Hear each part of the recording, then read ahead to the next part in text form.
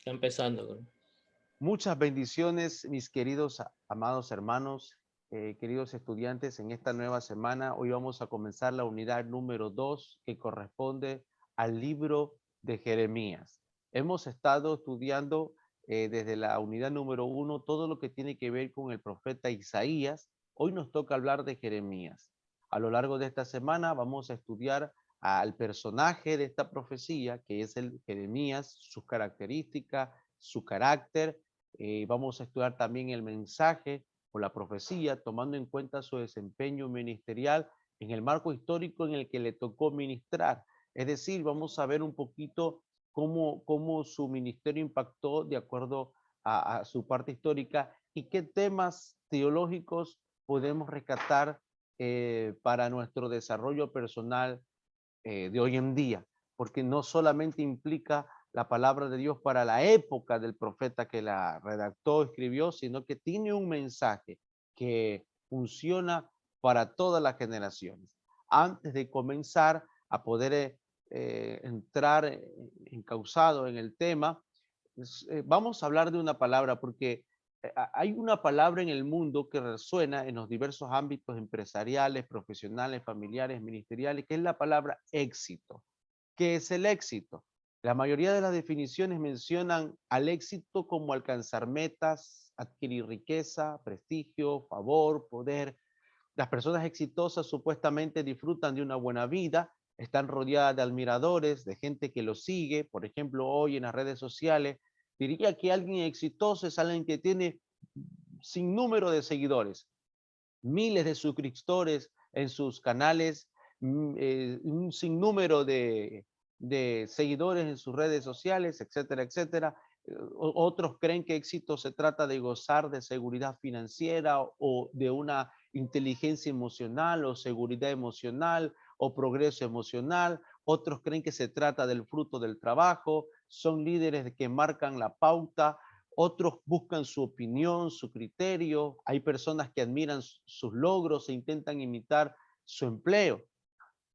Debido a que estos líderes o estas personas de aparente éxito saben quiénes son, saben a dónde se dirigen, saben lo que hacen, si se puede decir. Así que son personas que avanzan con confianza para alcanzar sus metas. Son todos estos que le acabo de mencionar, son definiciones de éxito de la gente que encausa la palabra éxito. Pero si estas ideas son ciertas, entonces Jeremías, el profeta, el personaje que vamos a estudiar en este módulo, sería un fracaso total.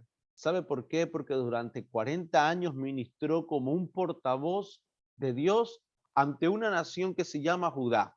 Pero cuando habló, nadie le hizo caso. Con firmeza y vehemencia los exhortó a que hicieran cambios, pero nadie hizo nada. Fue rechazado por sus vecinos, por su familia, por los sacerdotes y los falsos profetas, por sus amigos, por sus oyentes, por los reyes. Cayó preso, fue echado en una cisterna fungosa y luego llevado a Egipto en contra de su voluntad.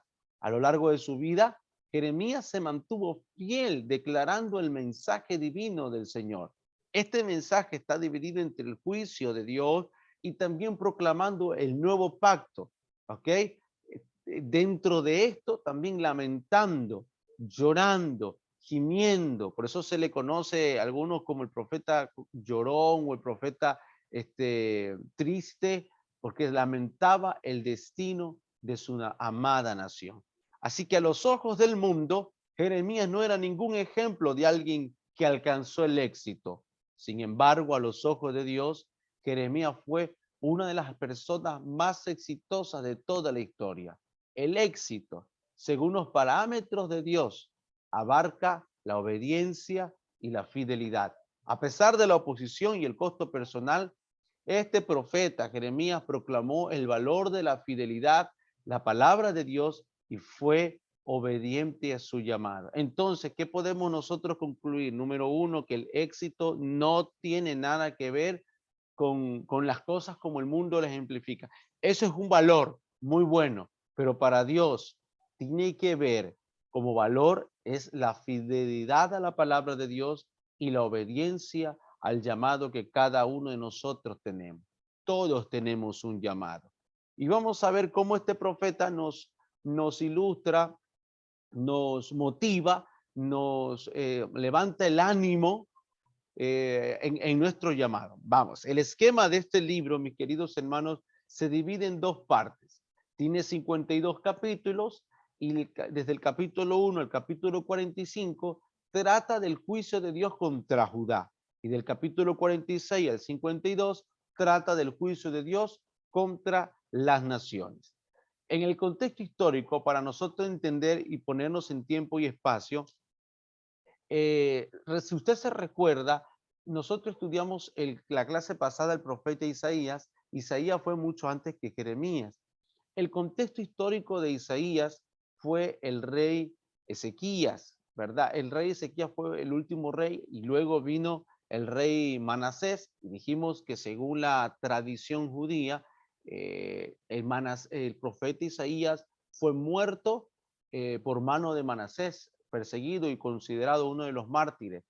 Entonces nosotros vamos viendo aquí que, que Isaías pues murió en la época de Manasés.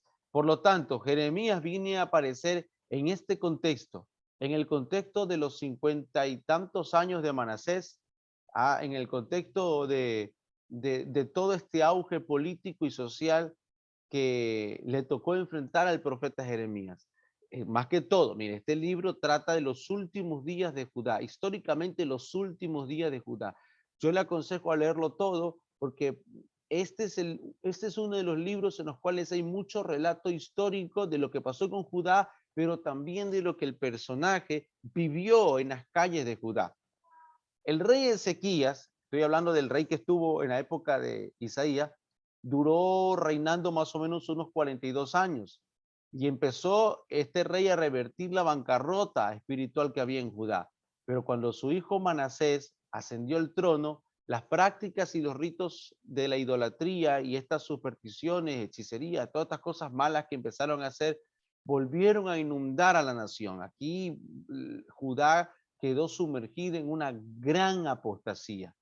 Era una gran corrupción que ya no tenía solución. Nosotros recordemos que, si no me equivoco, es el profeta Miqueas o el profeta Nahum, si no recuerdo bien, es el que dice que la herida se hizo tan grande en Judá, tan grande, que se hizo difícil de sanar. Bueno, eso se trata acá, la apostasía. La apostasía, las prácticas de la idolatría, las supersticiones, las hechicerías, contaminaron tanto que se hizo muy difícil de curar. Entonces, este rey Manasés reinó más de 50, es el rey que más gobernó en Judá 50 y tantos años, y luego lo sucedió Amón, el hijo de él. Pero este reinó solamente 2 años y también siguió con la misma adoración a los ídolos como lo estableció como una religión oficial en Judá. Ahora, aquí es donde aparece en escena Josías. Josías, el hijo de 8 años de Amón, lo sucedió en el trono. Este jovencito, este niño, muchachito, anduvo en los caminos del Señor. A los 18 años de su reinado, empezó él a hacer ciertas reformas. Ordenó las reparaciones del templo, que por mucho tiempo fueron pospuestas, y durante esta tarea es de que se encuentra una copia de la ley de Moisés. Tras esa lectura que se hizo, fue una lectura pública, tanto el rey joven como todo el pueblo renovaron su pacto con el Señor. Recuerdo que Josías dijo, somos un pueblo que está muerto, hemos pecado contra el Señor. ¿Por qué? Mire, el niño Josías creció viendo estas prácticas idolátricas y creyendo que eran las cosas correctas, creyendo que todo eso era bueno o era algo normal. Pero para él creía que adoraban a Dios de esa manera, era algo normal. Todo ese sincretismo para Josías consideraba como algo normal. Pero cuando se lee la ley encontrada por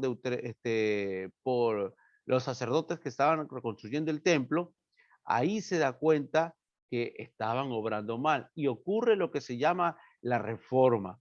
Nosotros le solemos llamar eso en un avivamiento.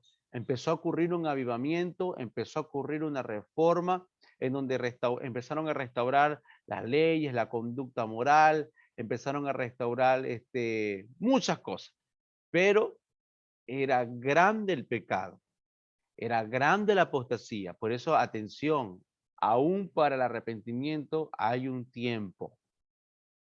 Debemos de aprender eso nosotros. La puerta no estará abierta siempre. Hay un momento en que la puerta de salvación se cierra.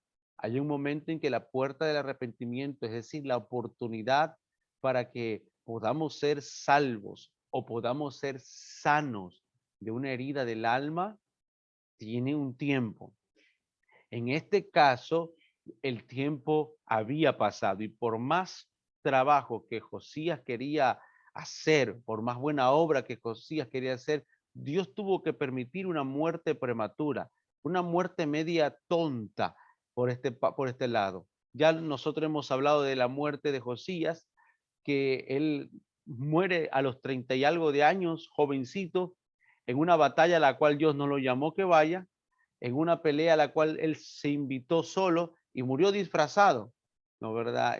Quien lo mata es el rey de Egipto, y el rey de Egipto, Necao, el faraón Necao, le dice, Josías, por favor, Dios me ha entregado en mis manos al ejército tal donde iba a pelear. Por favor, no te entrometas, que yo no salgo a la batalla contra ti ahora.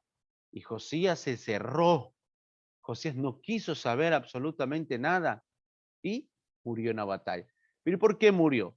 Bueno, era un hombre justo y Dios tenía que quitarlo del camino porque inminentemente iba a acontecer el juicio de Dios. Ok, ese es el contexto en el cual Jeremías crece, porque si usted lee Jeremías capítulo 1, vamos a Jeremías capítulo 1. Si usted lee Jeremías capítulo 1,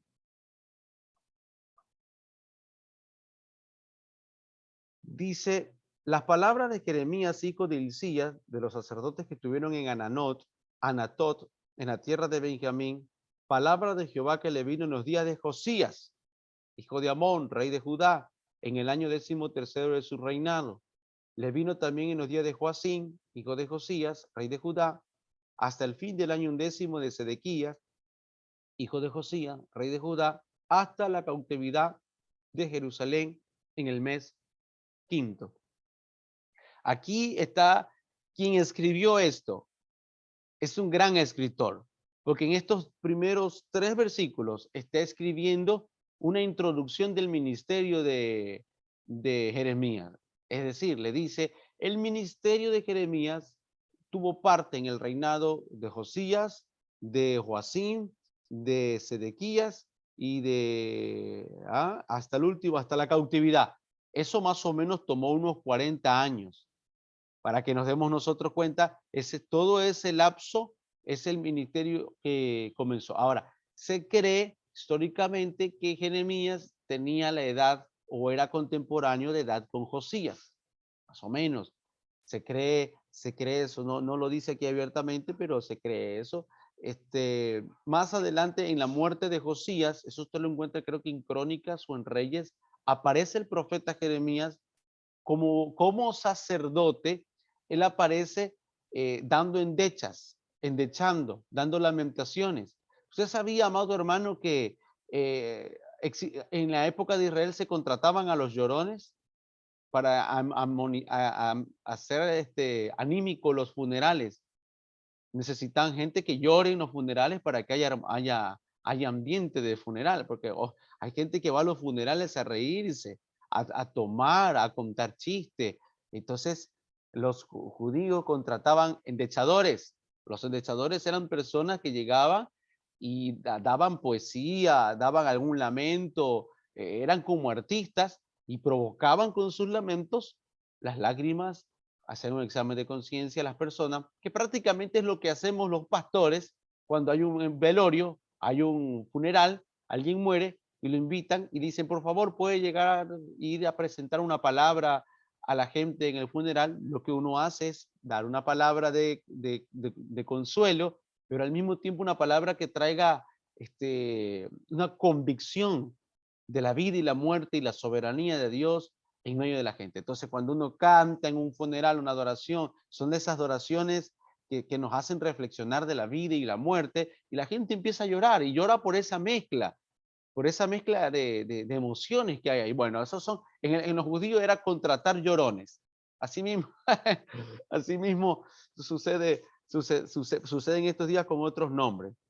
Pero bueno, ahí nosotros tenemos, amado, el tiempo, el contexto histórico de lo que, de donde Jeremías empieza a ministrar. Ahora bien, aquí es el primer punto donde yo le quiero llevar. Número uno, quiero hablarle del llamado de Jeremías. De esto se ha predicado muchísimo. No voy a ahondar tanto porque esto lo hemos escuchado los pastores y los ministros que predican en las iglesias son muy diestros en esto y han dado grandes cantidades de riqueza frente al llamado de Jeremías, pero vamos a abarcarlo un poquito. Dice, versículo 4, dice, vino pues palabra de Jehová a mí diciendo, antes que te formase en el vientre te conocí y antes que naciese te santifiqué, te di por profeta a las naciones.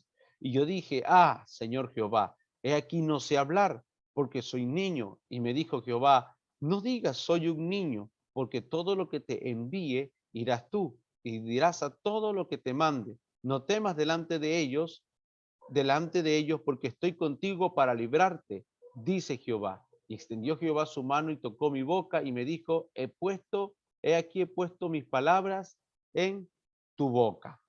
Tome nota, amado hermano, de esto, que en el llamado que se le hace a Jeremías está implícito, aprendamos esto, ustedes como estudiantes, como futuros obreros en las manos del Señor, deben de aprender a ver las letras chiquitas en el contrato. Aquí en el llamado está implícito que Jeremías estaba destinado a la incomprensión desde un principio, a la incomprensión. Dice, no temas delante de ellos, yo estoy contigo para librarte. Y ahí uno tiene que ponerse a pensar, ¿por qué será que el Señor me dice, no temas? ¿Será que voy a enfrentar desafíos a los cuales necesario es tener valentía? Acuérdese lo que le dijeron a Josué. Josué, lo único que tienes que hacer es esforzarte y ser valiente. Esa es una orden. Hermano, amado, ser esforzado y ser valiente es una orden. Dios, de las órdenes que suele dar en la Biblia, esas son las órdenes más claras que el Señor da, el esfuerzo. Y le dice a Jeremías, le dice, yo estoy contigo para librarte de ellos, dice, de todas las personas. Así que lo primero que le está diciendo es que está destinado a una gran incomprensión. Mire que a diferencia de Isaías, a Isaías les dijeron, tú vas a predicar, pero no van a entender tu mensaje. En cambio a Jeremías se le dice que él sí va a predicar y que él sí va a estar sobre a ver más abajo, aquí, vamos a seguir leyendo. Dice, mira que te he puesto sobre naciones y sobre reinos para arrancar, para destruir, para arruinar, para derribar, para edificar y para plantar. Nótese ahora esto. Lo ponen sobre naciones. Esta es una unción que no la tuvo ningún profeta en el Antiguo Testamento. Sobre cosas. Y no solo eso, sino que le da la efectividad de arrancar, destruir y también de plantar. Así que no es igual a Isaías, al cual la gente lo iba a escuchar, pero no le iban a entender nada. A él sí lo iban a entender, pero no iban a quererlo recibir. No tengas temor. Vas a hacer una obra, pero no vas a ser del agrado de todo el mundo. Es que, hermano, el apóstol Pablo dijo, el que quiere ser siervo de la gente no puede ser siervo de Cristo. Nosotros le servimos a las personas, pero no somos siervos de ellos. Si queremos agradarles a las personas, no podemos ser siervos de Cristo. Diferente. No es lo mismo que Dios ponga sus ángeles a nuestro servicio a que los ángeles sean mis sirvientes. No es lo mismo, ¿verdad?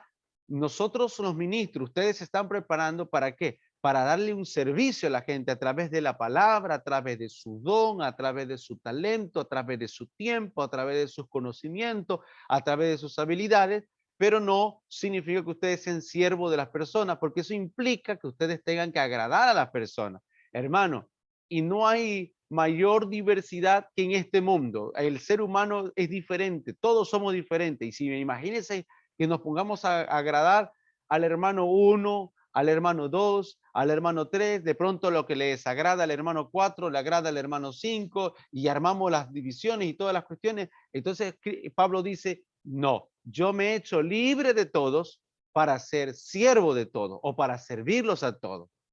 Entonces Jeremías le está diciendo, Dios le está diciendo que Jeremías, vas a trabajar, vas a tener una asignación, pero no vas a ser del agrado de las personas, que no por eso te desanimes, no por eso te desalientes. Ya, mire, al igual que Moisés, Jeremías sentía que no era el indicado para la tarea, especialmente debido a su juventud. En el caso de Moisés, Moisés sentía que él tenía una discapacidad en su lengua, en su boca para hablar. En el caso de Jeremías, él sentía que su juventud era un estorbo para entregar el mensaje. ¿Ah? Mire, amado hermano, esto nos pasa a todos los que Dios nos ha llamado como jóvenes. Sí, porque a veces uno predica, yo hace unos, les cuento, hace unos 10 años atrás, predicaba una palabra y la gente podía decirme, bueno, pues sí, joven, él qué sabe, él todavía le falta recorrido, todavía le falta experiencia. Hoy predico la misma palabra y bueno, ya tengo barba, ya tengo menos cabello por acá, entonces dicen, oh, wow, esa palabra sí viene de parte de Dios. Quizás en 10 años, cuando la tenga más de 40, dirán, oh, qué revelación. Pero la juventud siempre nos juega algo en contra. Cierto predicador dijo un día que realmente es el karma de la juventud. Dice, usted puede tener la razón, usted puede portar una verdad, pero su problema es que es muy joven. Y eso es un karma. Entonces, esa fue la objeción que le dijo Jeremías. Soy joven, Señor. ¿Cómo hago para ser joven? Y el Señor le dijo, mi palabra está puesta en tu boca. Así que no va a haber bueno, sí va a haber impedimento, pero tú preocúpate porque yo esté contigo. Su tipo de prédica no puede haber sido muy bien recibido por las personas en aquella época, pero lo esencial era lo que sigue leyendo, versículo 11 dice, la palabra de Jehová vino a mí diciendo, ¿qué ves tú, Jeremías? Le dice, veo una vara de almendro. Ahora, si tú estás viendo lo que Dios está viendo, no importa nuestra pedagogía, no importa nuestra forma de comunicar el mensaje. A veces nos desviamos viendo los aspectos negativos que tenemos nosotros como ministros, como comunicadores, y nos olvidamos de que la señal es aprender a ver lo que Dios está viendo. ¿Qué ves tú, Jeremías? Veo una vara de almendro. Bien, Jeremías. Es exactamente lo que te estoy mostrando. Si tú ves lo mismo que yo veo, todo lo que yo te digo o toda palabra que sale de tu boca se va a acelerar, va a cumplirse. Así que lo que le está enseñando aquí es un curso rápido, es enfoque. Tú enfócate en mí.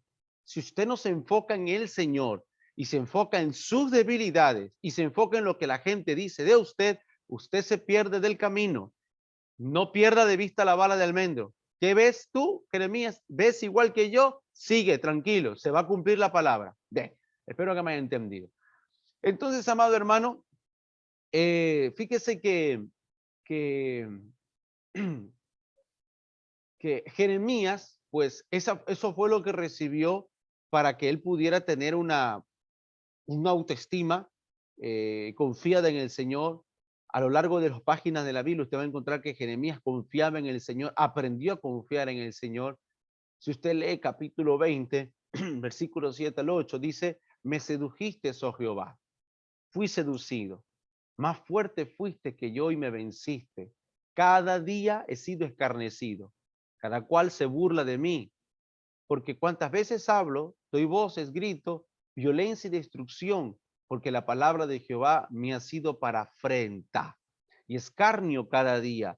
Y dije, no me acordaré más de él ni hablaré más en su nombre. No obstante, había en mi corazón como un fuego ardiente, metido en mis huesos, traté de sufrirlo y no pude. O sea, le está diciendo, ya estoy harto de predicar, estoy hasta acá de aguantarme a esta gente, de que todo lo que digo lo malinterpretan, de que todo lo que enseño lo llevan para otro lado, ya no voy más. Y nomás que termina de orar, dice, pero no puedo hacerlo, Señor, tu palabra me carcome, me apasiona todavía, no puedo hacerlo. Bueno, si a usted le ha pasado eso, tranquilo, a Jeremías le pasó y la pudo sobrellevar.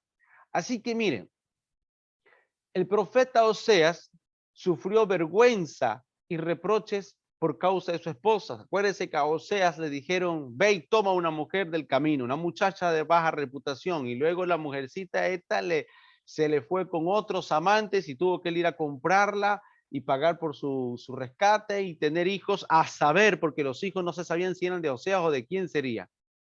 En cambio, Jeremías le dice, Dios, yo no quiero que usted se case. Usted no va a tener hijos. Usted no va a tener familia. Note la asignación. No todos tienen la misma asignación. No podemos establecer un modelo igual para todos. Si usted lee en el capítulo 16, versículo 1 en adelante, dice, vino a mí palabra de Jehová diciendo, no tomarás para ti mujer, ni tendrás hijos ni hijas en este lugar, porque así ha dicho Jehová acerca de los hijos y de las hijas que nazcan en este lugar, de sus madres que los den a luz y de los padres que los engendren en esta tierra. De dolorosas enfermedades morirán.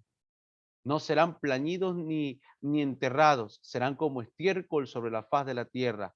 Con espada y con hambre serán consumidos y sus cuerpos servirán como comida de las aves del cielo y de las bestias de la tierra. ¿Qué está haciendo Dios? Está previniéndole al profeta de un mal que se le va a venir. Está previniéndole al profeta, por eso tenemos que tener cuidado de cómo juzgamos los acontecimientos. ¿Por qué se murió tal persona si era bueno? Dios se lo llevó, lo quiso librar de algún mal. ¿Por qué se llevó Dios a los niños? ¿Por qué este niño murió tan pronto, tan lleno de vida? Dios lo quiso librar de algún mal.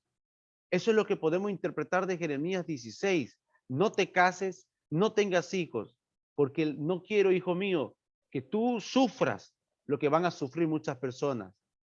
Todo papá sufriría por una muerte terrible por sus hijos, ¿verdad? Todo padre, todo esposo sufriría o esposo sufriría si te arrebata la delincuencia, si te arrebata el infortunio, un accidente a tu pareja. Claro, entonces, ¿qué le dice Dios a Jeremías? No quiero hacerte pasar por eso. Suficiente con la carga del desprecio, el rechazo que tiene este pueblo por ti. Jeremías lo entendió. Y Jeremías no murió a los 30 años. Jeremías murió anciano. Es decir, que tuvo una vida de castidad. Y la castidad no era muy bien vista en aquella época. Así que era muy raro entre los judíos ver este tipo de celibato. Así que las personas, después de que murió, después de que ocurrió todo lo que ocurrió y se cumplieron las palabras, entendieron por qué Jeremías tuvo ese tipo de celibato. Pues note usted esto, que no solo fue un profeta de palabras, de predicación, su ministerio de enseñanzas, también fue un ministerio vivencial. Entendieron, ahora entendemos por qué el profeta nunca se casó. Fue una señal. Su vida fue una señal de que este pueblo era estéril, no apto para casarse. Era una señal. Así que así funcionan los ministerios proféticos. Por eso, no procure usted buscar un ministerio profético. Espere mejor que lo llamen y le digan, sígueme. Porque esto de los ministerios proféticos es una cosa que es como un juego del azar. No sabe a qué te va a tocar, no sabe qué te va a tocar. Los verdaderos profetas están escondidos en las manos del Señor y viven unas vidas en las cuales solo Dios puede darle ciertos grados de explicación. Pero sigamos. Si nosotros vemos, queridos hermanos, ubíquese en Jeremías 11, que el profeta, a más de estos conflictos personales, también tenía conflictos eh, exteriores, si se puede decir. Es decir, sufría la molestia de constantes amenazas externas, ¿ya? Y esto marcó toda la vida pública del profeta, hasta los de su propia aldea y de su propia casa paterna, pues le presentaron oposición. Miren lo que dice Jeremías 11, versículo 21. Dice, por tanto, así ha dicho Jehová acerca de los varones de Anatot que buscan tu vida. Anatot es la tribu donde creció Jeremías, ¿no? No profetices en nombre de Jehová. Así le dijeron sus parientes a Jeremías. No profetices en nombre de Jehová para que no mueras a nuestras manos. Los querían matar. Verso 22.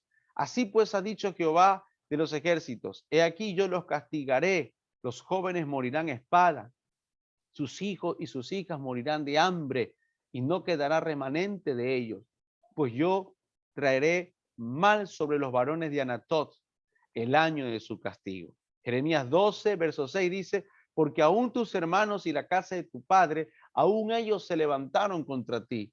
Aún ellos dieron grito en pos de ti. No los creas cuando bien hablen de ti.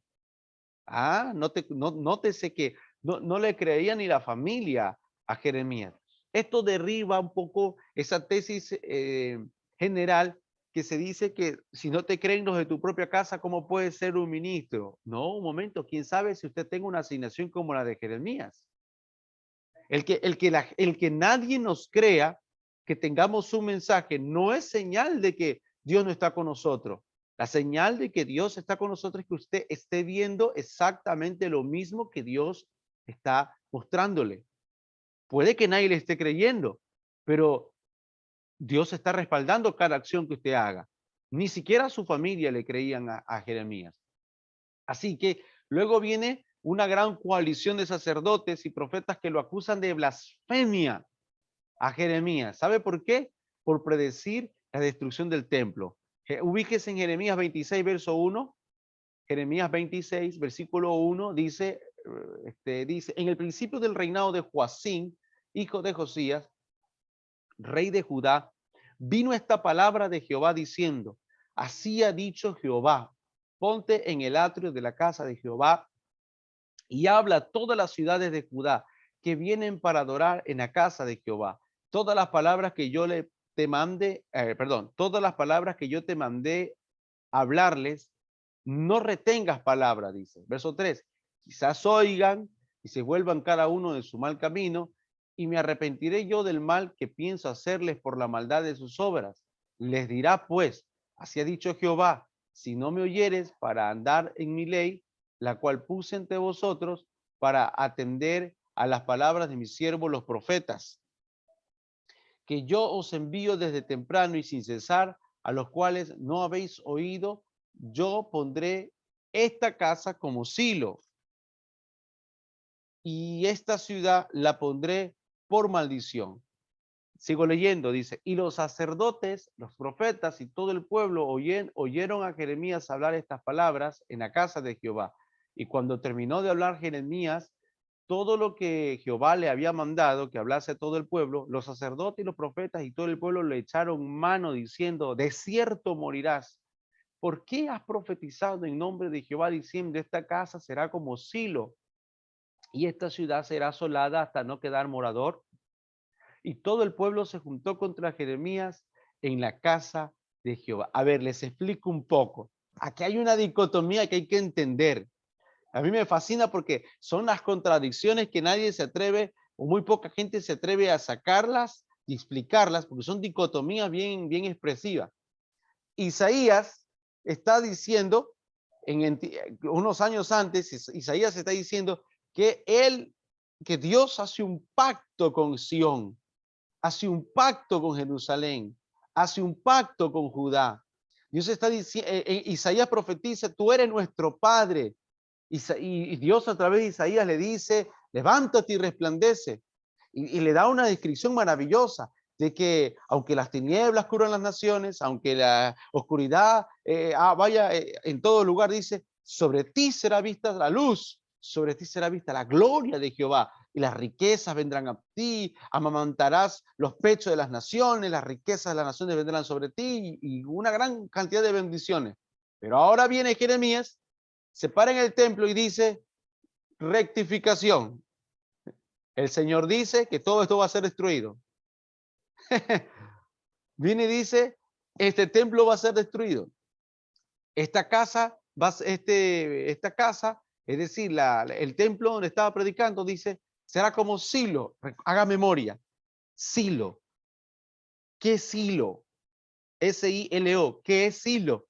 Silo es la casa de Elí. ¿Qué sucedió con Elí? Elí, visión borrosa. Elí permisivo. Sus dos hijos, Fisne y Ovni, perverso, malos, terribles, que se acostaban con las mujeres del pueblo en el templo, que se robaban las ofrendas. claro, no había dinero, pero dice que cuando llevaban en la carne, dice que agarraban lo mejor y decían, eso es para el asado. Eso es para el asado, decían ellos. Y se agarraban lo mejor y se ponían a comer. Y en la noche, todas las noches había fiesta en el templo sagrado. Ese Fines y Ofnis. Entonces, ¿qué le dice Dios a través de un profeta itinerante que llegó ahí? Toda esta casa va a ser destruida. ¿Cómo se llama? Elí era un sacerdote. Era un sacerdote que venía del linaje de Aarón. ¿Y sabe qué pasó? Pasó que Dios lo destruyó. Vino destrucción en un día en el día que se robaron el arca del pacto, mataron a Fines, mataron a Ofnis, se murió descoyuntado el viejito, Elí. Ese día la mujer de uno de los dos, creo, no me acuerdo si es Fini o Ofni, da a luz un hijo y grita. Este niño se llama Icabod, que se llama la gloria de Dios ha sido traspasada. Se murió toda la casa de Elí. No se sabe exactamente qué pasó con ese bebé. Si ese bebé quedó vivo, porque de esa línea viene Sadoc. No lo recuerdo exactamente, pero eso quedó un vestigio ahí. Pero toda esa casa se destruyó. Toda esa casa se destruyó completamente. Se destruyó. Y bajo juicio, y quitaron el sacerdocio. Esto no es parte de lo profético, pero escúcheme, hermano, quitaron el sacerdocio. Usted sabía, hermano, que no podía ejercer sacerdocio alguien que no sea de la tribu de Leví, primero. Segundo, alguien que no sea de la línea de Aarón, no podía ejercer sacerdocio. Pero viene uno de la tribu de Efraín, Samuel. Samuel es un hijo de Elcana. Elcana es un efrateo. Un efrateo de la tribu de Efraín. ¿Qué halló? ¿Qué encontró Samuel? ¿Qué vio Dios en Samuel? De este chiquito que le entrega el efod, que dice que el niño jugaba con el efod cuando era chiquito. Por eso no hay que dejar que los niños jueguen a ser pastores, déjenlo que jueguen a ser profetas, pastores, evangelistas, que jueguen con el efod. Y siendo de la tribu de Efraín, le permite hacer los sacrificios que solo le compete a los sacerdotes, descendientes de Aarón. Sacrificios. Le entrega el oficio del profeta y le entrega la autoridad de juez suprema sobre todo Israel. Así que lo que está diciendo Jeremías ahora es que ese templo va a quedar igual que el templo de Elí. Esa característica de todos esos profetas y sacerdotes de esa época son igual que Elí, Ofnis y Fines. Entonces, estos se ofendieron. Se ofendieron. Dígale usted a un ministro algo incorrecto que está haciendo en el manejo financiero, en la forma moral que está llevando sus ovejas. Dígale a usted a un pastor de jóvenes que no está correcta la forma en la cual se está comportando con sus jóvenes, ese acercamiento que están teniendo, esa tomadera de fotos, selfies, ese acercamiento demasiado en las redes sociales. Corrija usted a un pastor de jóvenes, a un líder de jóvenes en algo que está haciendo incorrectamente y va a darse cuenta que un mínimo porcentaje es aquel que le dice, está bien, yo recibo el consejo. La gran mayoría se enojan y le tratan a usted de anticuado, le tratan a usted de retrógrada. Esperemos que pase el tiempo y vamos a ver los malos entendidos que hay ahí. Jeremías no le importó lo que pensaron, dijo la palabra que Dios tenía que decir, se dijo. Ahora, fíjese, y lo segundo, que esto es lo más grave, porque no, una cosa es hablar del templo, perdón, hablar del templo y de los sacerdotes, y otra cosa es decir que la ciudad que ellos consideraban santa iba a quedar desierta. Y dice, ¿cómo la santa ciudad de David va a quedar desierta? Y Jeremías dijo, pues sí, va a quedar desierta. Entonces, aquí es donde surgen a veces las personas cuando dicen, ¿será que Dios se puede contradecir?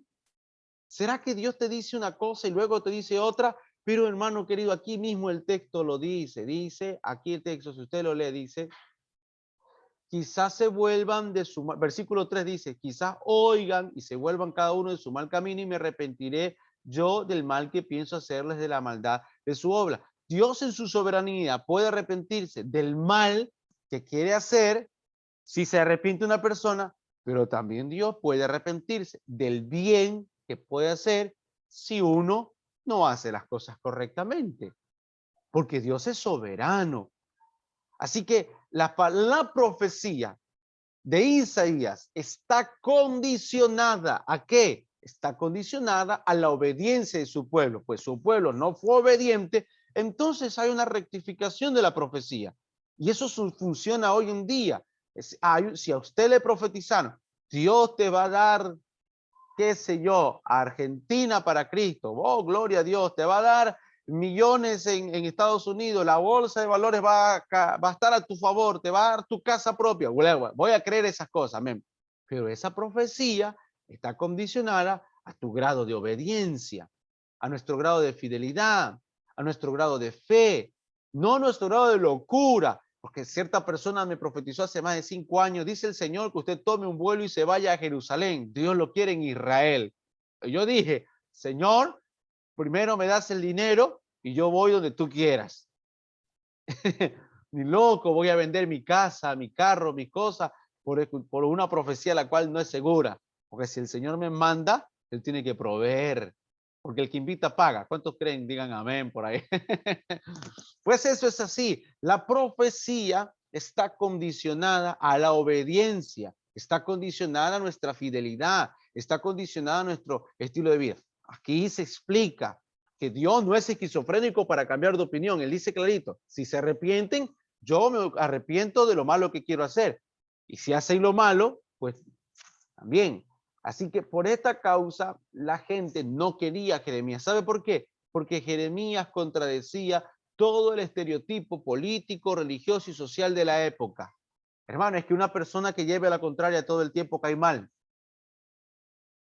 Una persona que lleve la contraria todo el tiempo cae mal.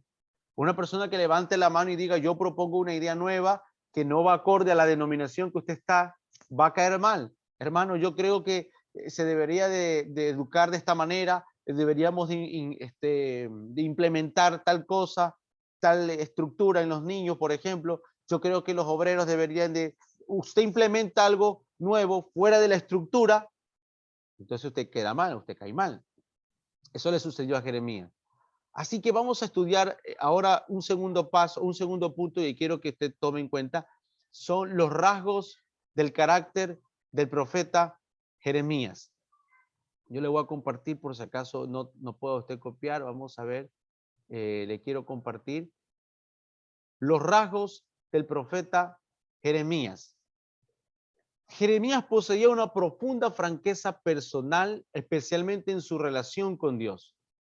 Sabe que si este es uno de los profetas favoritos en mis predicaciones. De hecho, este es un sermón mío que estuve ministrando el año pasado, los rasgos del carácter de Jeremías. Y me apasiona tanto, ¿sabe por qué? Porque se identifica con rasgos que podemos tener nosotros. Jeremías poseía una profunda franqueza personal, especialmente con Dios. Por ejemplo, en el versículo 6, ¿qué le dice? Capítulo 1, versículo 6 le dice, Señor, yo no sé hablar. Es decir, es sincero, es franco, yo no sé hablar. No le está diciendo, porque mira que a él no le dice como Moisés, ¿quién hizo el mudo? ¿Y quién le dio lengua No, no. Él le dice con un corazón, Señor, no tengo la capacidad de tener un mensaje, de tener una palabra. Es como que Dios te llame a ser pastor y usted sabe que tiene que tener mínimo 3 sermones semanales, si es que usted tiene 3 cultos semanales. Acá en Ecuador, en Guayaquil, hay culto todos los días. Así que en la antigüedad, el pastor de la iglesia tenía que hacer sermones los 7 días de la semana. Ahora él me entrega a mí 2 días y ahora yo tengo que hacer sermones 2 días a la semana y él tiene otros días. Entonces, si ustedes lo llaman a ser pastor, mínimo usted tiene que hacer 3 sermones. Y yo ojalá que no los haga repetido, porque si no se vuelve aburrido. Pero si usted lo llaman como evangelista, usted tiene que sacar un sermón también para las calles. Si lo llaman como profeta, bueno, etcétera. Entonces, ¿qué dice Jeremías? Señor, no tengo la capacidad de hablar, de tener un mensaje claro. Mire, a diferencia de los falsos profetas que habían en aquella época, Jeremías no daba respuestas fáciles. Ya, él luchaba con Dios. Por eso yo discrepo mucho con los profetas de hoy en día, que yo los creo, pero discrepo mucho con los que tienen este don maravilloso y este oficio maravilloso de no tener esta responsabilidad de luchar con Dios. ¿Será tú que me hablaste, Señor? Confírmame esta palabra para no equivocarme, sino que apenas reciben el destello de Dios, ya quieren decir, Dios me habló, Dios me habló, Dios me habló, sin haber confirmado, porque no necesariamente puede ser Dios que habló. Y es una irresponsabilidad este asunto. En cambio, Jeremías luchaba con Dios para asegurarse de que él entendiera la palabra. De hecho, antes de recitarla, Dios se le hablaba en privado a él y Dios le decía, no quites, no se te ocurra quitar una sola palabra de lo que yo te he hablado. Porque ya él había meditado en la palabra, le había digerido la palabra. Así que el profeta expone su discrepancia respecto al sincretismo que había aquí en ¿cómo se llama? En Judá. Aquí está el texto bíblico. Dice que le diréis así, capítulo 10, versículo 11. Los dioses que no hicieron los cielos ni la tierra, dice, desaparecerán de la tierra, dice, y debajo de los cielos. El que hizo la tierra con su poder, el que puso en orden el mundo con su saber y extendió los cielos con su sabiduría, a su voz se produce muchedumbre de aguas en el cielo y hace subir las nubes de lo postrero de la tierra, hace los relámpagos con la lluvia y saca el viento de sus depósitos. Todo hombre se embrutece. Esto lo dice la Reina Valera, para que no se sienta ofendido de pronto. Todo hombre se embrutece y le falta ciencia. Se avergüenza de su ídolo todo fundidor, porque mentirosa es su obra de fundición y no hay espíritu en ella. Vanidad son y obra vana. Al tiempo de su castigo perecerán. ¿Qué está haciendo Jeremías? Está siendo sincero, está siendo auténtico, está siendo franco con la gente y no le teme, no le tiene miedo de decirle a los que le faltan entendimiento que todo hombre embrutece. Es decir, no sé si en Argentina eso sea una mala palabra, una buena palabra, pero aquí en Guayaquil, embrutece es decir falto de entendimiento o tonto. Así es. Nosotros vemos aquí que él, primera característica de su carácter es que él es franco, es sincero. Anote, segunda característica, él demostró tener un coraje al llevar sus convicciones a la práctica. Ningún tipo de amenaza le hizo rebajar su mensaje. Nada, nada le hizo rebajar su mensaje. Si usted ve, por ejemplo, ante esta situación, Dios le dice en el versículo 5 al 11, le dice, a ver dónde estoy, dice, antes de que te formase en el vientre te conocí, y antes de que naciese te santifiqué, y te di por profeta a las naciones. Bueno, ya nosotros leímos todo esto hasta el 11. Esto es para que él tuviera convicción de que no rebaje su mensaje por más dificultad que pueda tener. Hay un personaje ahí que me gustaría que lo lee, que es llamado Pasur. Pasur parece que es un sacerdote que tiende a profetizar también, pero Jeremías lo tiene como un falso profeta. Y este sacerdote lo resistió bastante porque era como un principal del templo o de la sinagoga, sí, del templo, perdón, del templo. Así que fue uno de los que más se resistió el profeta Jeremías, pero él tuvo coraje en mantener sus convicciones. Tercero, Jeremías también demostró un odio apasionado hacia las conductas moral o espiritualmente erradas. Una conducta terriblemente, un odio hacia toda la conducta moral y terriblemente errada. Anote el texto bíblico, eso ya usted lo va a leer, yo lo voy a dejar el punto ahí.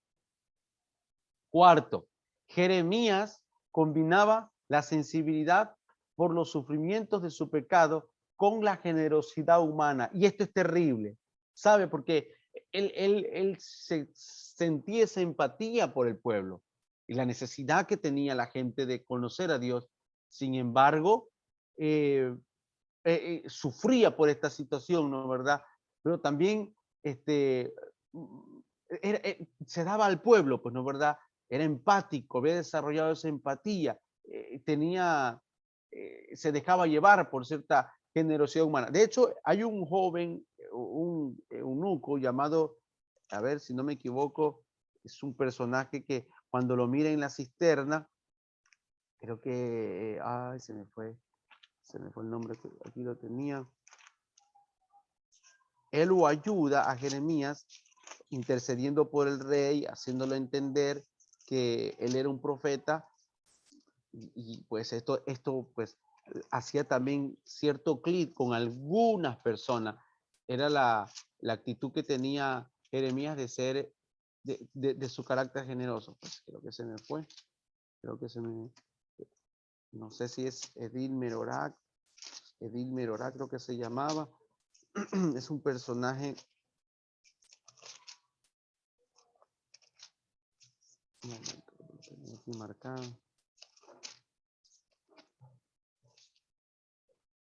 Pues se me fue. No quiere salir ahorita. Bueno, no, se me fue. Sigamos entonces. Combinaba la sensibilidad por los sufrimientos de su pecado. Cuarto. Quinto, vamos a ver que una característica final y sobresaliente, esto me apasiona y esto todo lo han tenido los profetas, que es una esperanza para el futuro. ¿Ya? Tenían una esperanza para el futuro. Esta esperanza no estaba fundada en un optimismo fácil, sino en la soberanía y en la fidelidad de Dios. En la soberanía y en la fidelidad de Dios. Me impresiona que cuando él está encarcelado en el patio de la cisterna, él está en una jaula encarcelado. Usted lo va a encontrar en Jeremías 30. Aquí están todos los textos bíblicos, Jeremías 30. Él manda a llamar a un notario y compra una heredad.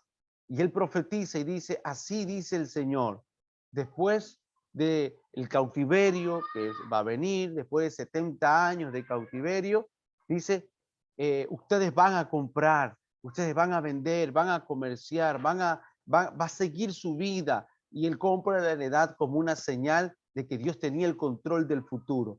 Y en esa misma expresión, Jeremías 30, Jeremías 31, Jeremías 32 y luego Jeremías 33, estando encerrado, él declara esta maravillosa palabra, clama a mí y yo te responderé y te mostraré cosas grandes y ocultas que tú no conoces.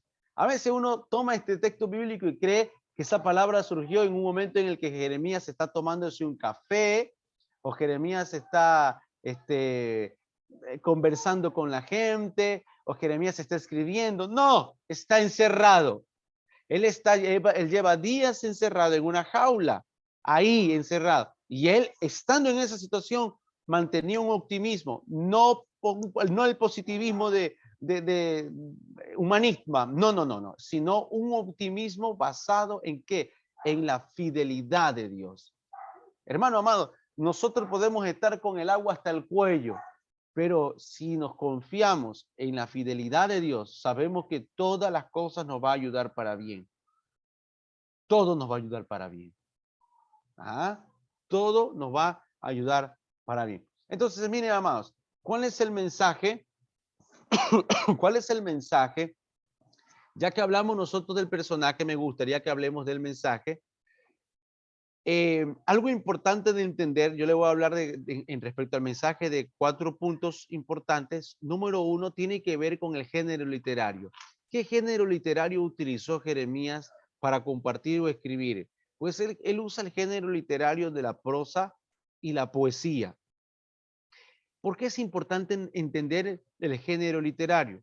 Porque ningún otro profeta del Antiguo Testamento usó tan amplia variedad de formas literarias y exhibió esa habilidad artística como la que tuvo el profeta Jeremías, tomando en cuenta que se les dio para anunciar mensajes de juicio, mensajes de condenación, al mismo tiempo mensajes de esperanza y pedidos de arrepentimiento. Todo esto lo plasmó en un lenguaje poético y en un lenguaje de prosa. ¿Ok? Y esto se entrelaza en el uno con el otro. Así que el género literario, estudiarlo, no lo voy a abarcar más acá. Si usted yo lo veo en licenciatura más adelante, yo le prometo que le enseño un poco más de esto, porque al estudiar mejor el género literario, nos da la herramienta para tener una mejor interpretación. generar una mejor hermenéutica y no solo una interpretación, sino una aplicación. Porque a veces, al no conocer el género literario, no entendemos qué es poesía y qué es profecía. ¿Qué texto está escrito como una metáfora poética y qué texto está escrito como una metáfora profética? La metáfora profética tiende a cumplirse porque es profecía, si el contexto se vuelve a repetir. Pero la metáfora poética no se va a cumplir porque no es profecía, es una poesía que nos va a dar una ilustración. Por eso es importante que nosotros entendamos eso de una mejor manera. Y entonces este libro es escrito en un género literario, en prosa y en poesía. Le voy a dar unos ejemplos. Él usa los símbolos como la rama de almendro, la olla de agua hirviendo que se derrama del norte. Él dice, ¿qué ves tú, Jeremías? Ve una olla hirviendo que se derrama del norte. ¿Cuál es la interpretación de eso? Que del norte vendrá el cautiverio. ¿Quiénes habitaban en el norte? Los caldeos. ¿Quiénes eran los caldeos? Los babilonios. Okay. Entonces, ¿cuál es el peligro de no entender los símbolos y la prosa y la poesía? Es tomar esto como una forma de profetizar y decir, veo en el espíritu una olla hirviendo y darle mi propia interpretación, cuando tal cosa no era profecía, sino una forma poética de decir el mensaje. Habla también de un calzoncillo de lino podrido. Acuérdese que él dice, toma un cinto. Otra traducción bíblica dice un calzoncillo, escóndelo en la peña y después de tantos días, tómalo. Está el barro del alfarero, está la vasija de barro hecha en pedazos, están las dos canastas de higos, está la señal del yugo, la piedra grande, el rollo hundido en el río. Acuérdese que él llega con un yugo de madera en los hombros y él dice, así dice el Señor, yo los voy a llevar como este yugo, serán llevados por Babilonia, pero será un yugo de madera que en su tiempo se va a romper, pero viene el sirviente este de Pasur, el opositor, y rompe el yugo de Jeremías, se lo rompe y dice, así dice el Señor en su falsa profecía, así como se rompe este yugo, yo voy a romper los yugos de vuestros enemigos. Y viene la palabra de Jehová, mira la forma poética, viene la palabra de Jehová y le dice, me rompiste el yugo de madera, será puesto sobre ustedes yugo de hierro.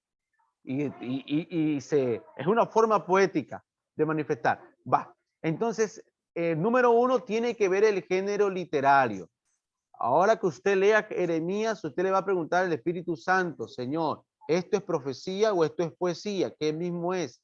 Porque nos tiene que ilustrar y no podemos nosotros sacar el texto fuera del contexto y peor aún, traerlo al 2022 y decir, Jeremías lo profetizó. Lo que estamos pasando hoy en día, Jeremías lo profetizó. Un momento. ¿Qué profetizó? O es una poesía, eso no se puede cumplir ahora. O es una profecía, evaluemos el marco histórico. Tiene que coincidir el mismo marco histórico como el de ahora. Si no, no es correcto. Entonces generamos unos desatinos proféticos. Por ejemplo, le voy a dar unos ejemplos. Yo no sé de qué partes bíblicas agarraron algunos para decir que la vacuna era la marca de la bestia. Antes de la vacuna, dijeron que la enfermedad era una de las pestes que Dios había profetizado de los últimos tiempos. Ya está Cristo a la vuelta, decía. Va, pues vino la vacuna. No, eso no puede ser la solución, es la marca de la bestia. Y luego ocurrieron, ya la gente se vacunó, creo que ya van para la cuarta dosis y todavía hay un pastor aquí en Ecuador que dijo, los que se pongan la segunda dosis, eso lo dijo a inicio de este año, van a encender unas antenas y los que tienen la segunda dosis se van a morir y van a caer en las calles. De hecho, algunos venían aquí afuera de mi casa a hacerme campañas, a predicar a la gente en mi barrio y decirle, todos los que se ponen la vacuna ya están con la marca de la bestia. Lo cierto es que me he puesto la tercera dosis y yo no sé cuándo se encendió la antena, pero no me he muerto todavía. Lo cierto es que el año pasado el COVID casi me mata, sí. Me dio una neumonía fuerte. Estuve con oxígeno más de 12 días conectado y que estuve casi un año en recuperación porque hubieron grandes secuelas que me quedaron, comenzando con los pulmones, con mi cuerpo físico y con unos problemas en la cabeza, que empecé a tener problemas en la memoria. Mi esposa, que también le dio COVID, ella no se ha podido todavía recuperar del todo, porque quedó ella con un fallo en la cabeza en la que ella recuerda exactamente todo lo que de su cerebro antes del COVID. Después del COVID ella se quedó con que no puede recordar algunas cosas, es decir, como que se vio afectada la memoria a corto plazo. A mí no me pasó antes eso. Dentro del COVID yo me olvidé de todo. Si usted me preguntaba a mí qué personajes eran de la Biblia o cosas así, yo no recordaba nada. De hecho, me fallaba la coordinación para poder leer. A lo que yo leía no podía coordinar la lectura, la capacidad de concentración la había perdido. Y con el tiempo la fui recuperando, gracias a Dios. Entonces, amado hermano, pues hubo gente que dijo, eso es del, bueno, hace unos 15 años atrás dijeron que las tarjetas de crédito eran la marca de la bestia. Yo lo recuerdo, hermano. A mí me llegó ese evangelio. ¿Y dónde está eso en la Biblia? Y se encuentra en los textos. Jeremías lo dice, Isaías lo dice, Zacarías lo dice, Ezequiel lo dice, pero no tiene relevancia porque podemos estar tomando un texto poético o un texto escrito en prosa, o podemos estar tomando un texto realmente profético, pero con un contexto histórico diferente. Si todo coincide o se alinea, a mí me hubiera gustado que usted esté conmigo en la época, en el curso de historia de la iglesia, porque ahí hablé de la bestia y cómo la bestia se relacionaba con la historia de la iglesia. Y usted va a entrar en una mayor comprensión. Pero yo creo y tengo fe que estos estudios de los profetas mayores y los profetas menores nos van a dar a nosotros un mayor panorama de comprensión y sobre todo un mayor respeto a las Sagradas Escrituras. Porque las Sagradas Escrituras, ante todo, se tiene que estudiar con mucho respeto, con mucha reverencia. No tomar a la ligera un texto, sacarlo y decir, Dios me dijo, cuidado, vayamos a tomar el nombre de Dios en vano. Así que está escrito en prosa y en poesía, ¿verdad? Segundo, anote, el profeta resalta la soberanía de Dios en la historia, la soberanía de Dios en la historia. El nacimiento de Israel como nación, la frustración de Egipto en su intento de impedir el éxodo, la rendición de Canaán ante Josué, todo se consideraba como el resultado, o mejor dicho, Jeremías lo consideraba como el resultado de la intervención divina, directa de la mano de Dios. Para Jeremías, Dios tenía el control de todo lo que ocurría en la historia. Jeremías sostenía con fuerza que los eventos que estaban ocurriendo en Judá, en Egipto y en Babilonia, en ese ambiente político y social, también estaban sujetos a la soberanía de Dios.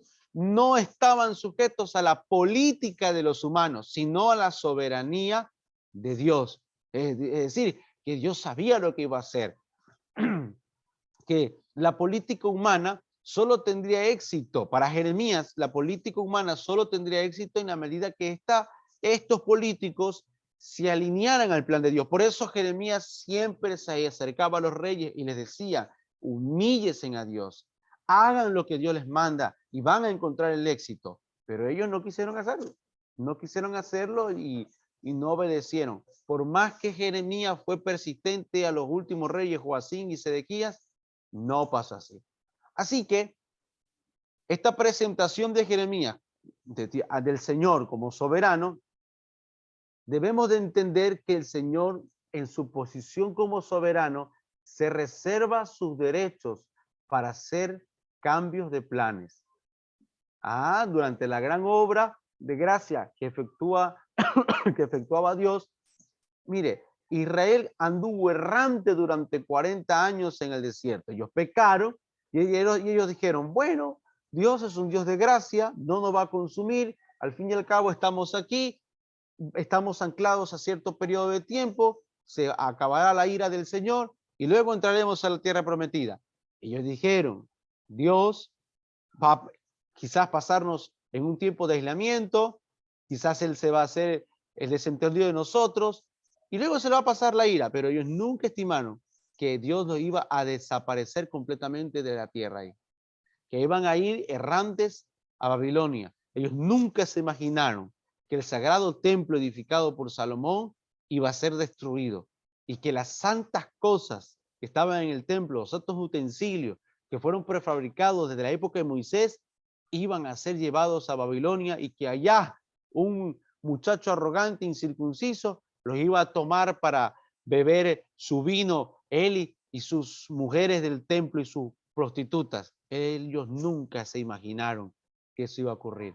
Ellos dijeron, jamás Dios va a traspasar su templo, jamás Dios va a violar el pacto que hizo con David en la tierra de Sión, en el valle de Hebrón, en la fortificación de Jerusalén. Eso no va a pasar. Y dieron por sentado, pero Dios es soberano, que en la arrogancia del ser humano, Dios es soberano para hacernos pasar por ciertos grados de avergonzamiento y de humillación. Así que nosotros, miren lo que dice el 18, verso 7 al 10, dice, en un instante hablaré contra pueblos y contra reinos para destruir. Pero si estos pueblos se convierten de su maldad, contra la cual hablé, yo me arrepentiré del mal que había pensado hacerles. Y en un instante hablaré a la gente y del reino para edificar y para plantar. Pero si hicieren lo malo delante de mis ojos, verso 10 dice, me arrepentiré del bien que había determinado hacerles. Así que en el tema de la soberanía de Dios, no demos nada por sentado. Es mejor andar en línea recta, obedeciendo al Señor, tratando de ser fieles, porque aun nosotros en realidad somos infieles, solo Él permanece fiel, pero en lo que cabe, bajo nuestros parámetros de conciencia, haciendo la voluntad del Señor. Si deslizamos y si caemos, que el Todopoderoso nos sostenga en sus preciosas manos llenas de gracia, que Él vio nuestra intención, que no fue nuestro deseo claudicar. Simplemente cometimos errores porque somos barro, pero Él es soberano. Tercer punto, tenemos aquí el mensaje maravilloso de la ley del antiguo pacto y el nuevo pacto. No voy a entrar a profundizar mucho ahí por factor tiempo, pero básicamente el antiguo pacto fue escrito en tablas de piedra y el nuevo pacto, Jeremías dice, será escrito en el corazón. No será escrito con cincel y piedra, será escrito con tinta de sangre, grabado en el corazón, en la conciencia de las personas. El antiguo pacto fue basado en la ley. El nuevo pacto estará basado en el deseo de amar y servir a Dios. El antiguo pacto debe ser enseñado a las personas, pero el nuevo pacto va a ser conocido por todos. El antiguo pacto es una relación legal con Dios, ese matrimonio que tuvo Israel en el Sinaí con Dios, pero en el nuevo pacto será una relación personal con Dios. Ajá. Fíjese que en la ley aparece el mandamiento, pero en el nuevo pacto aparece la promesa. El mandamiento dice, amarás al Señor tu Dios. Es una ley, todo tu corazón. No matarás, no robarás, no mentirás. Pero en el nuevo pacto está basado en el deseo de amar. Dice, si tú me amas, si tú me dejas, si tú tienes deseo de servirme a mí, viene la promesa. Yo te prometo que me vas a amar sobre todas las cosas. Yo te prometo que no vas a robar. Yo te prometo que no vas a mentir. Yo te prometo que ya no codiciarás a la mujer de tu prójimo, ni al asno, ni a esto, ni a lo otro, ni por aquí, por acá. Yo te prometo que no tomarás el santo nombre de Dios en vano. Yo te prometo que vas a honrar a tu padre y a tu madre. En el antiguo pacto era una orden, pero en el nuevo pacto se basa en el deseo de ser. Si tú le das lugar al Señor, y ese debe ser nuestro mensaje como obreros de la palabra de Dios, enseñarle a la gente, no el mandamiento, sino a que amen y sirvan a Dios. Y entonces Dios va a operar en ellos el querer como el hacer. Te prometo que voy a hacer una obra a través de ti. Y por último, número 4, lo que resalta el mensaje de Jeremías es que Jeremías tenía la fortaleza de una fe personal. La fortaleza de una fe personal. Esta esperanza radiante Es otra evidencia de la profunda dedicación de Jeremías a la voluntad de Dios y de su sólida confianza en su poder.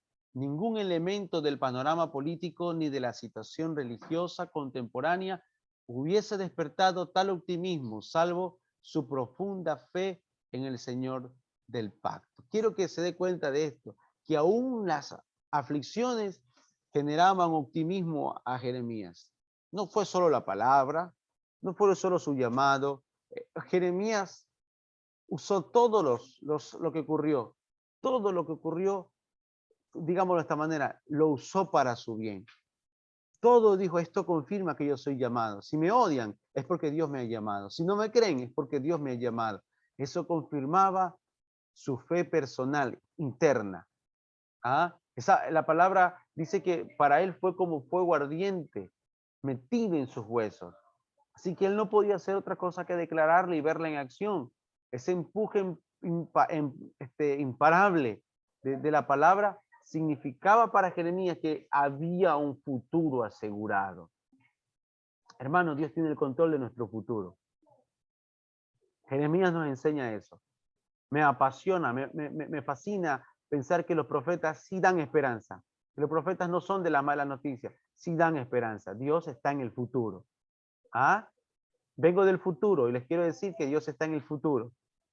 Él tiene planes maravillosos para nosotros, pensamientos de bien. Solo necesita que nosotros en el presente nos alineemos con Él. ¿Ok? Así que ni la persecución por parte de los enemigos políticos, ni la impresión de incomprensión de los amigos cercanos o los parientes, pudieron persuadir a Jeremías a no confiar en el Señor. Es más, todas estas cosas provocaron en él una mayor convicción. Así que para terminar, mis amados hermanos, ¿será que este profeta tuvo éxito? A los ojos humanos, quizás no. Pero según toda la ilustración que hemos dado, la cátedra, a los ojos de Dios, ¿tuvo éxito el profeta? Sí, tuvo éxito el profeta. El joven profeta que inició en el capítulo 1 fue el anciano que no quiso, involuntariamente, forzosamente se lo tuvieron que llevar a Egipto. Se cree que allá en Egipto murió, ya no regresó y vio cumplida todas sus profecías. Así se terminó el ministerio y la vida de este profeta, teniendo esperanza y llenando de esperanza todo lo que se encontró. Un profeta siempre tiene una palabra de esperanza. Siempre tiene una palabra de esperanza. Y siempre hay esa motivación. Que Jeremías nos enseña a nosotros que Dios tiene el control del futuro. Y roguemos a Dios que vamos a llegar como Él, viejitos, viendo el cumplimiento de Dios en nuestra vida y viendo que todo lo que se dijo se cumplió. Amén, mis amados. Fin de la clase.